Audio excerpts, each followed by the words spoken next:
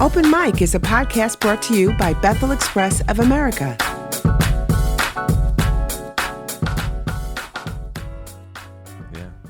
But the best part about it, when you talk about discipleship, that's really where it comes from. That's really the nature of all of this, is that we want to make them disciples. Yeah. And, we always say this, watch this. If it's not in the Word, it doesn't count. And so the kids all know that anything we say or teach, we can back up in the Word in context. And we tell them what that means and everything. So they know that they can trust us and that we're not doing any of this for our sake, but it's for your sake as they become disciples. Yeah. And so if they're not getting it anywhere else, they're definitely going to get it from us, because that's what the Lord requires out of us, first of all. And second of all, man, why wouldn't anybody want to do that? Yeah. Kind of a thing. So, but family, and so we're like the 1-2 punch with that, because and they know, that we have children, we have a son, but they know that a lot of kids have called us dad and pops, and it's like, wait a minute. She's your daughter? Yeah. And the kid's like, she's white. I'm like, yeah. And then another, Papi, and then they say something to me in Spanish, and enough for me to understand, I respond back, wait. That's your daughter? Yeah. She's Puerto Rican. Yeah. So the kids, they pick up on that. And I think that when they see that happening, I think that they're looking for their chance to say, okay, let me try this one on him. But you see, it's a gradual process. Sure. But that's okay for us. And it extends multicultural and ethnic. Yeah. Not just one group of color or whatever. Thus family, thus tribe. Representing heaven, home, thus in the hood. Yeah. Thus disciples. And so we don't want to make them think that they have to feel like our children or grandchildren. That's not the goal ever. But I mean, when you read 1 Timothy, Paul said to Timothy, although he said a couple of intros in all of at least the ones that are really directed towards his sons in the faith, he would make reference to them as my son in the faith, right? But one thing I did pick up on was Paul said that the reason why Timothy was as he was because of his mother Lois and his grandmother Eunice, right? And it's like, okay, so was Lois a single mom? Like it is mentioned in the book of Acts. I forgot which chapter it is now. It says what his father was. No name, but it says what his father was. Not that, but Paul said it was you're godly because of your mother Lois and your grandmother Eunice. But just the same, there was something there that had great value, great depth, and that Timothy had that. And if ever he lacked it, it all changed once Paul stepped into the picture. Yeah. But the whole discipleship is big. It's big. Without it, really, we're finding, and then we see it all the time in the media, somebody who grew up in the church and he's trying or she's trying, even on TV, even if they're not living right, trying to do something and say something related to you. It was obvious that they went to church at some point. Sure. And it's like, they weren't discipled right.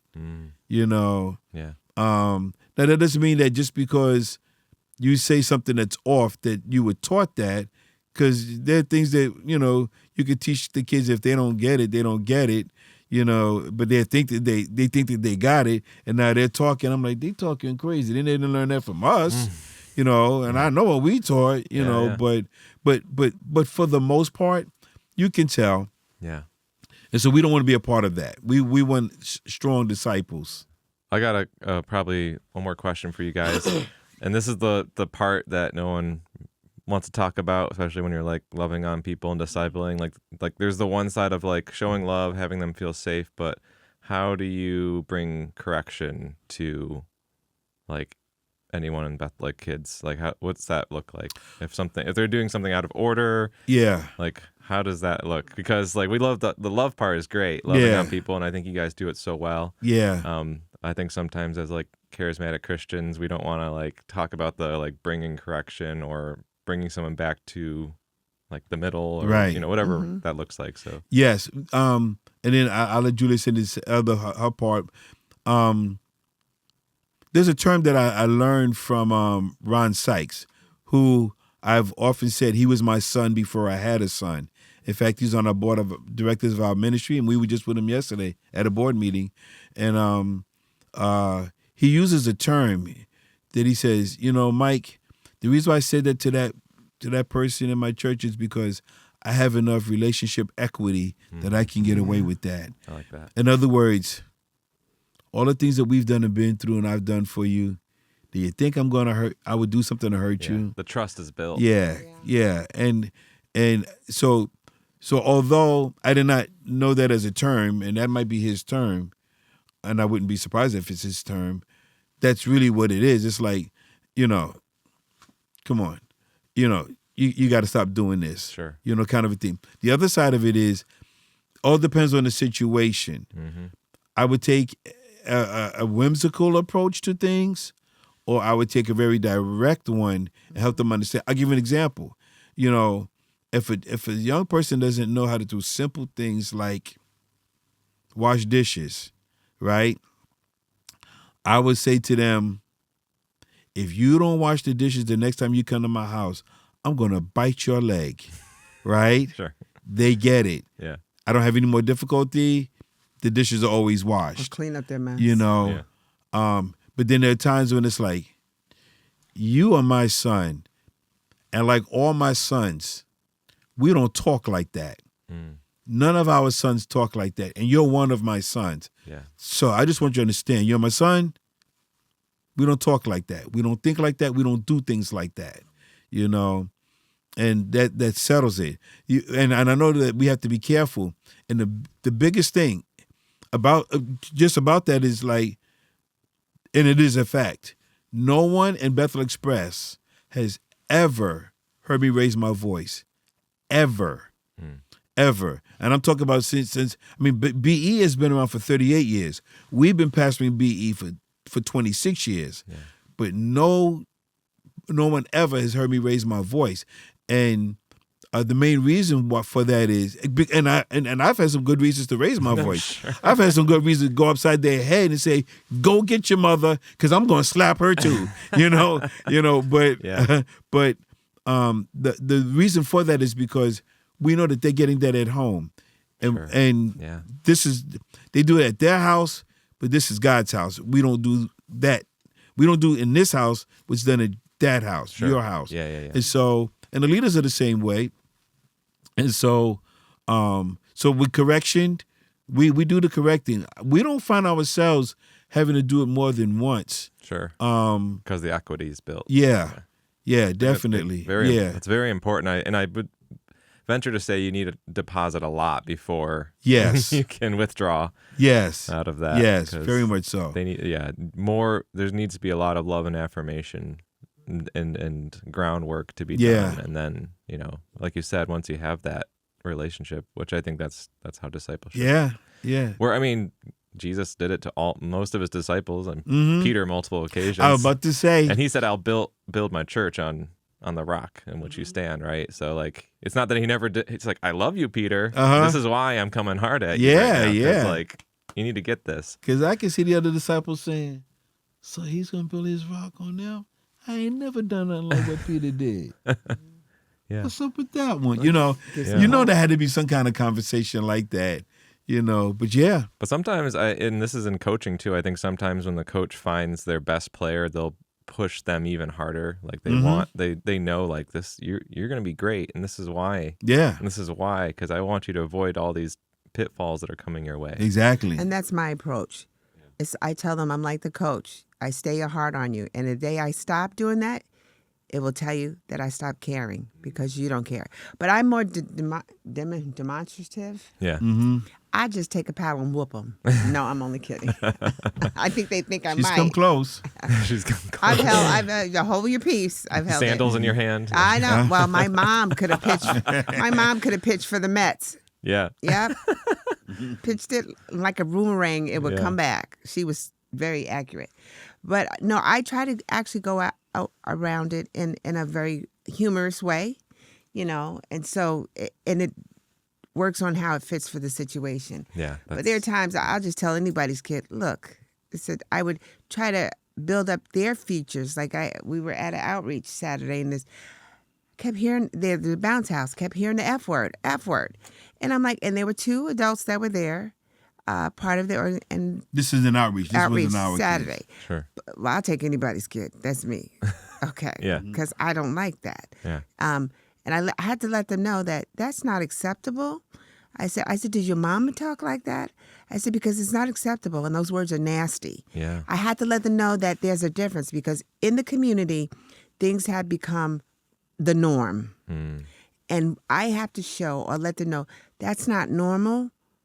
Whether you're raised with it, it's not right, it's not good, and it's nasty. I said, and you're too good looking to have those words spew out of your mouth.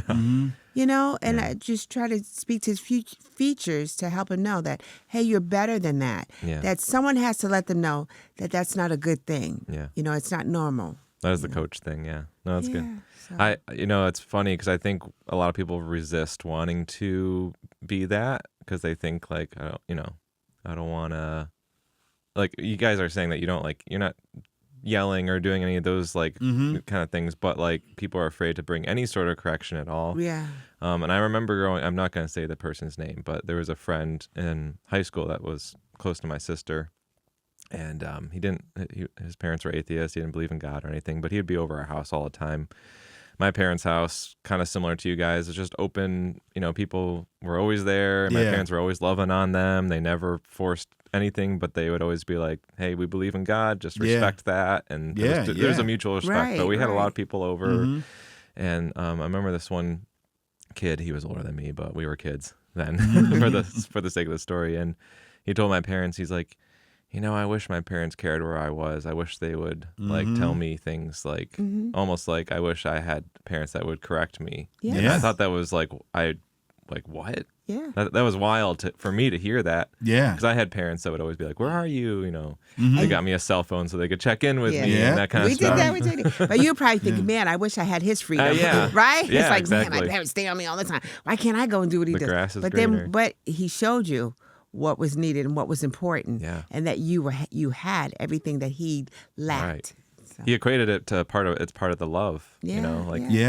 Knowing where you are, where absolutely. Definitely. So it's interesting, I think, to have that balance, and I think you guys do it really well. And I think Praise leaderships God. around Rochester need to sit in and see how it's done.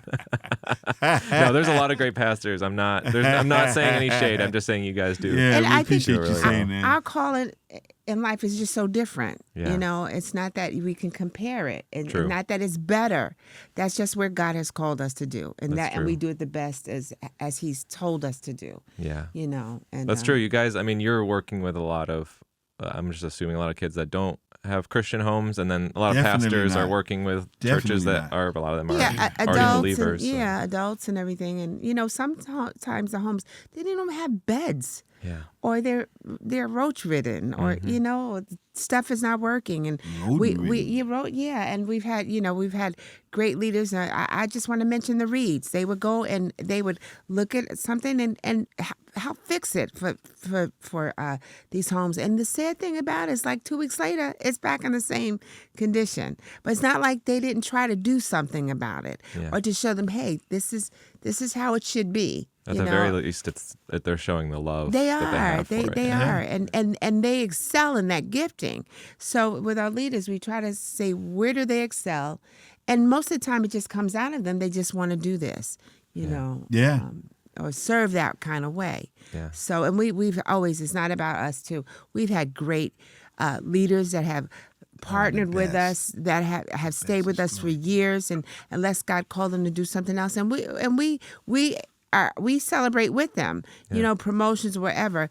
But they were faithful, very faithful, and hard workers. Yeah. Yeah, definitely. Yeah. And we've always made sure that we did not put guilt on any of them ever. That's the A. The B is whenever we realize, okay, they're here for good to stay as a B leader, we always tell them, look, when it's time for you to move on, don't pray, don't fast, don't cover yourself with sackcloth and ashes. Just tell us, okay? Yeah. We Handle it whatever role we play in your life, we want to make sure that we fulfill that towards wherever else the Lord is going to take you. Like, you do not owe us anything except the satisfaction that we made the right decision by bringing you on in the first place. Right. Other than that, we're good. You don't owe us anything, you know.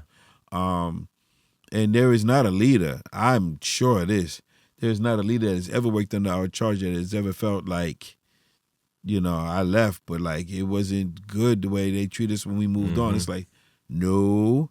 Once again, we're family. Right. You know what I'm saying? And because we're family, that's how this goes. This is how we do things, you know. And this is the kind of family that we are. It's a you can have a culture bad that- family. Yeah. You know, this is how this family operates. And it was a you know? culture that was established when you first, Yeah. you know. We believe you use, if you whenever we go to a facility, if you use it, you leave it better than you found it. Yeah. You know, that's how, and our leaders do the same thing. They believe that, you know. So Yeah. we're very blessed. It's respect, Very it's blessed. honor, it's Yeah. showing love, it's all that good stuff. Absolutely. Definitely. Well, if you guys want to watch, for those of you who are watching, go to the website and check out the little mini documentary we made. I think it does a good job, too, of just like showing the culture in action, like everything we've talked about. You get to see.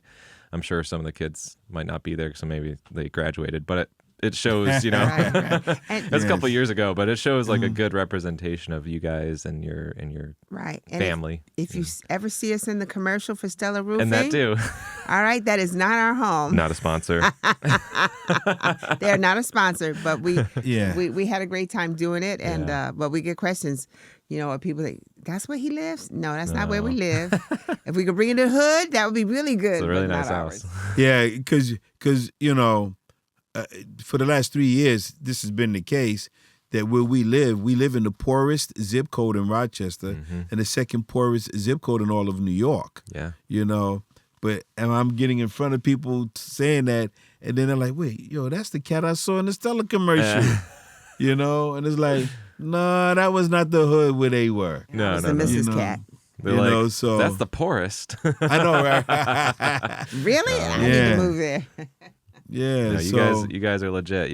You are in the heart of it. So praise God. it's very respectful. We, for lack of a better way of putting it, we love it there. Yeah. We really I do. do. We're I'm glad very that the Lord happy. has us there, and I you never know. feel unsafe every time I've been over to your place. Like, yeah, and that what's interesting since you brought that up. Youth, not very often. There's one youth group in particular. I'm just going to mention them anyway. I don't care. Greece Assembly of God's youth group. They are the only youth group that has come on any level of frequency to what we do over there in the summertime, right? To the outreach of the neighborhood. Consistently, yeah. And consistently. And they've always come and they've heard all the stories that I've told them about our neighborhood. But when they come, they just love it. And they just they're good with the kids. they are great with the kids. They're Great great serving. in the neighborhood. They come to Servants. serve.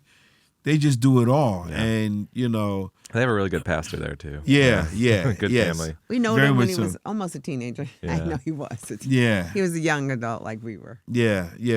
Pastor Pat Medeiros, the senior pastor. Yeah. We've known him since we were both youth leaders. Yeah. Well, he was a youth pastor. I was a youth leader at Bethel, but we've been good friends all friends. these years Yeah. since '86. And now my cousin's married into the family. Yeah, that's Yes, right. I know. Yeah, And my that's fiance right. works at the school, the Christian school. So yeah. Really? I Yeah, didn't she's know a that. fourth grade Oh, okay. teacher there. Yeah. Yeah. So Yeah, they're great people. I love them a lot. And so you know, and Patrick, the son, he's the youth pastor there. You know, he is definitely the fruit of his dad and his mom. Yeah. Tina, if you're Yes. watching this, we know. yeah, shout Tina, out. yeah. You get the Tina. work done. We know, okay? Which camera? I don't know. Yeah. We know Tina. You guys But- are actually the two of you are very similar to how they like you and Julia and them, like just like personalities, like Yeah. And we admin, get stuff done. Yeah. Let's go. And you're just like, hey guys, I love you. Oh, not that you don't, but I'm just saying, like your personalities are very similar. I Like like how they operate. Pastor Pat, something's on my heart. And you guys are like, but we're I getting the love his stuff. We're accent. getting the Come stuff on. on my down. heart. He has a Boston accent, and He you does, have yeah. the Brooklyn. Yep. But Tina and I go way back because when I played softball for Bethel years ago, Okay, yeah. we were rivals. Was it like an Assemblies of God? Yes, Yeah, it was. yeah, back then, yeah, it oh my was. gosh, Very much yes. so. AOG. Yeah. So we had a great time. So I'm glad we made it through all of that stuff. Yeah. Good friends. But the kids feel safe. They don't do. and I told them, I said there's a reason why Yeah. Protected. it's like this, and there's a reason, and I just want them to understand that this stuff goes on and happens here, but it's not all the time because of what the Lord is doing. And then I've told them also that the more you come and the more people come to do that brings a certain type of spiritual vitality that we need that sustains what the Lord has started through us. Yeah. We know it's not about us. We know we're part of the us, but it's not about us. We know that. Yeah. But there are a whole lot of people that are adding to what the Lord has commissioned us to do there. And so and we are grateful actually for Bethel Express for every single cent that people have given to Bethel Express. And we've gotten significant giftings, but it was what blew us away was the young people. And they were not just from their church. They were other children from different churches, and some of the parents that we knew, that their kids saved all in a week and presented us with a check for $15,000. We were blown away. I mean, the children got the vision of wanting to see other young people to do well, and they wanted to put in with that. And they did an incredible, outstanding job. We were just still can't believe it. $1,500 would have blown me away. Yeah. With children in 1 week. Right. You know what I'm saying? 450 kids. That would have blown me away. 15,000. And I was just telling our board last night that we are sure that there are some of the kids that ask their parents for some money. Sure. I said, but what was interesting was when the event was over and parents would come up to me, they would say, my son, he was saving his money for our vacation. Wow. And he said he wanted to give it to your ministry. I mean, and I got a couple others. Yeah, well, my daughter, she was saving because she wanted to get a Lego set when we go to Legoland and everything. And she said she wanted to give it. So for me, it's like, no, so it wasn't just that you got your mother to give you money or your dad or whomever. It was a real sacrifice. Yeah, and we've always said this, that we take all of that very serious. Absolutely, yeah. We take all of it very, very serious. I mean, there's a high level of accountability. It doesn't bother us because we welcome it, but there's a high level of accountability with our finance committee for our ministry. Yeah. So if they ever say, well, Mike, what did you do with this money? Mike, what did you do that? I'll let you know. Yeah, I'll tell you. This is not to say that I've given $15,000, but I'll just to prove a point. Anytime I've donated in the past, Mike and Julia have always told me, like, this is where it goes. Yeah. This is who you just supported. Yeah. This is the thing we bought. One of you will text me, and I always appreciate that. So thank you for taking the pressure of us having to have a letter sent to you. Yeah. No, I appreciate it. And I wouldn't have. Like, if you'd ever did that, I wouldn't have been like, man, they're not telling. I wouldn't have been mad. I would have been like, oh, yeah, that's like most not-for-profits kind of operate that way. Like, I don't always know, and that's fine. Like, but the fact that like extra level, I think is like, I think it's important. Yeah, makes it real. Yeah, yeah. And you're saying it's not going to happen to me right now, but you're saying this, but I can think of. Those conversations that you and I have had, and when you've supported us, and like I was so filled with emotion because of what that actual dollar figure did at that very moment that we needed it most desperately. Yeah, and it was, I mean, the Lord spoke to you, and boom, and it gave it to us, and then and who knew that whenever He's spoken to you, it was going to be for this moment here. And that moment was literally life-altering, life-changing. Yeah. I know you have thousands of those stories. Yeah. Not just me. I mean, and so, so we're glad. We don't mind the accountability. It's like, because I used to, every little once in a while someone might ask, so, Mike, you have to raise this much money? What are you doing? Yeah. I said, somebody said, Mike, you spend a lot of money with kids taking them out to eat. Yeah. I said, yeah, that's important. Would you like to ask that? Would you like to say that one more time before I answer that? Mike, you take a lot of kids out to eat, okay? And we are the 5th poorest city in America for children. Do you want me to keep talking? But not even the need met of food, but the conversation too. Which is around the table. Again, which is discipleship. Yeah, there you go. Food is an important part. I know it sounds silly, but food is a way to disarm people. There you go. You don't stretch the food, the cheese this high. Oh yeah, we teach table manners, Sure. No, you don't do it, But the mozzarella stick. It was funny seeing adults do it one day. We were at dinner. Uh-oh. Yeah. This tribe does not do that. Manners matter, yeah. Yeah. We tell them on the side, but we don't do that.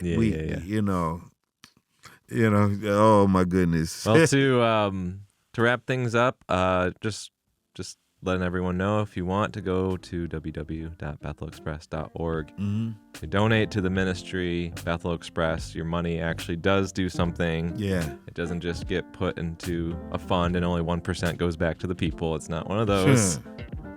Yeah. Let that settle. That's for sure. But go to the website. You can donate there, or reach out to Mike and Julia, and I'm sure they can point you in the right direction. But it's really great having you guys back. Thanks, man. It's good to be back. I love hearing your heart, and I think discipleship has always been one of my favorite subjects to talk about. I think it's the most important part of the gospel besides Jesus dying on the cross and paying for our sins and all that. Yeah. So, but thanks for coming, and I'll see you guys next episode. Yes, sir.